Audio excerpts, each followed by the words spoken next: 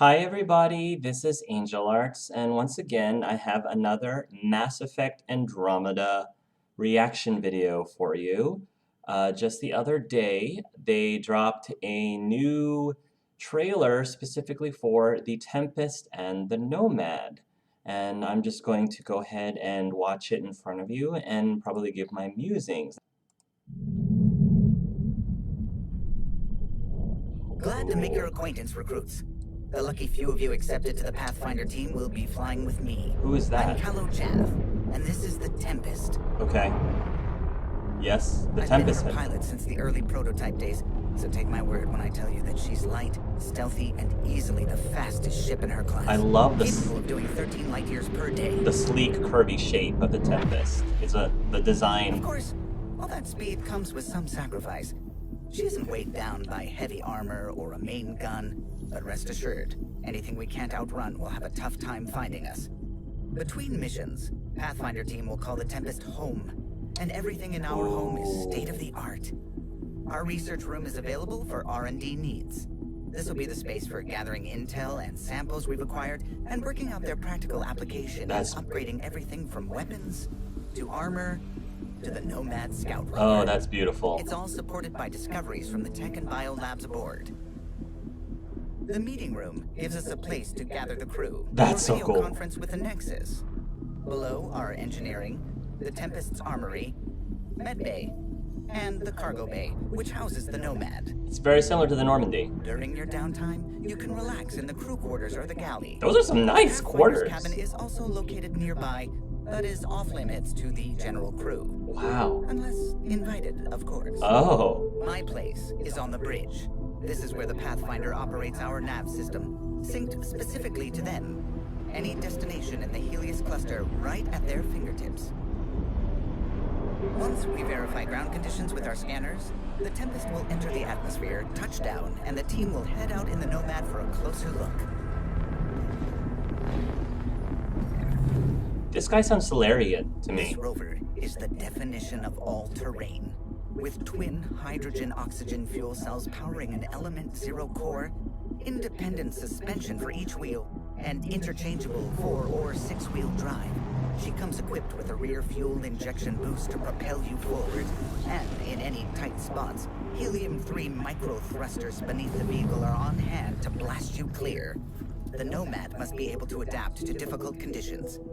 The modularity of its design allows everything from thrusters, shields, shield blast, life support, radar, and of course, paint jobs to be customized based on our surroundings. Oh. And most crucial of all is your ability to scan planet surfaces for valuable resources and mine them with deployable mining drones. We have an entire galaxy to scout, recruits. The next time I welcome you on board the Tempest, I hope to do so as crewmates. See you in Andromeda. That's pretty awesome. Oh, wow. That is beautiful, beautiful, beautiful. Nice. Okay, so some of my immediate thoughts. First of all, I love, love, love, love, like I said, the design of the Tempest in terms of its outer body shape. Like all of the curvatures, it looks like it's a, it looks like it's a ship similar to the Normandy, but it's definitely has a very unique style and a unique feel. It definitely feels very N7.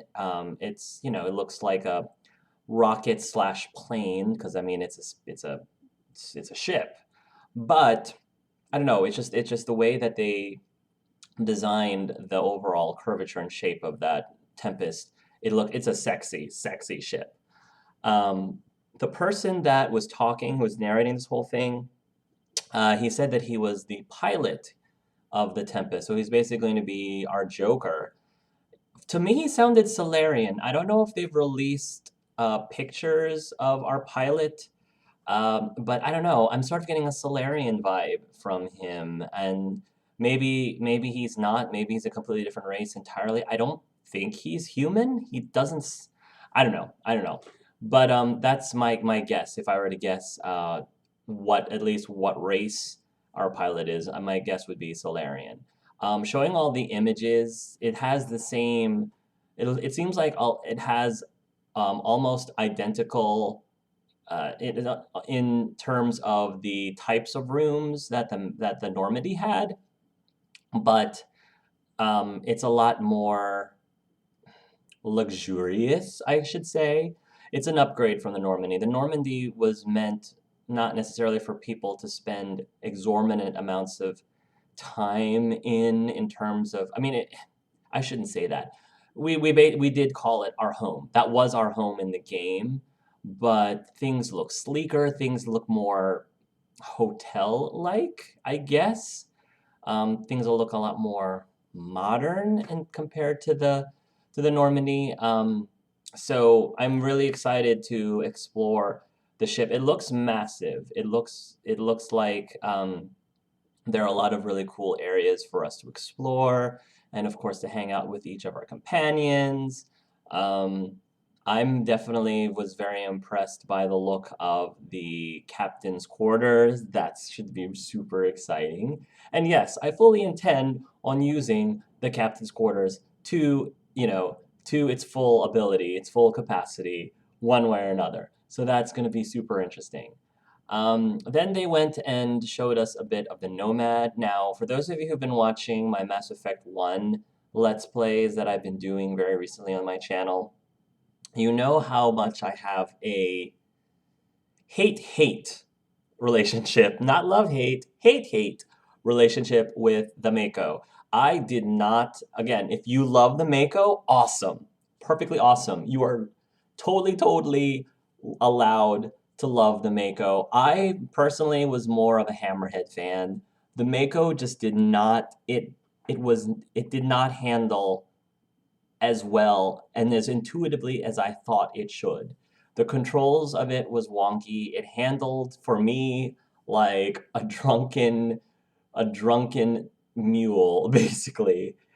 And I just couldn't it was it for me those the it took away for me the fun out of exploring the planets in Mass Effect 1 because I just could not get around or get on board on how it handled. It just spoiled it for me. I just hated those parts. I wanted to appreciate the, planet exploring in Mass Effect 1. And I did, but I always cringed every single time I saw yet another mountain, coming up because I knew, oh gosh, this is going to take forever and a day for me to climb up. So BioWare said that they have made a lot of improvements on the Nomad, and took a lot of notes from people, a lot of feedback from the Mako. And again, a lot of people love the Mako. Just wasn't one of them, and I'm hoping, and I'm pretty confident that BioWare is going to make a Nomad that will handle a lot better, in my opinion, than the Mako, because it was like pulling teeth. I just did not like it. Nomad so far, again, I'm just watching what's on the trailer, but I want to believe that it's going to be better for me, and I am looking forward to trying it out. It seems to have a lot of the same features as the Nomad seems to have a lot of the same features as the Mako, but the most important difference, which I immediately loved, was the customization, being able to give a different paint job. And for me, you know, saving the galaxy in style, that's pretty important for me up there. So overall, it was a pretty awesome sneaky peek at the ships that we are going to get ourselves very familiar with within the course of the game. I'm definitely looking forward to it and looking forward to seeing what else Andromeda has to offer to us.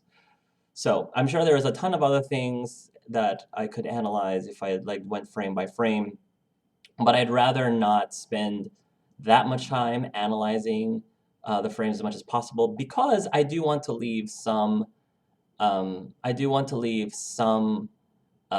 newness when I actually play the game, and I feel like if I spend hours upon hours just studying every nook and cranny and every single frame, I'll end up losing, I'll end up losing something when I actually play the game proper. So anyway, guys, thank you so much for watching, and until next time, love yourselves and love each other.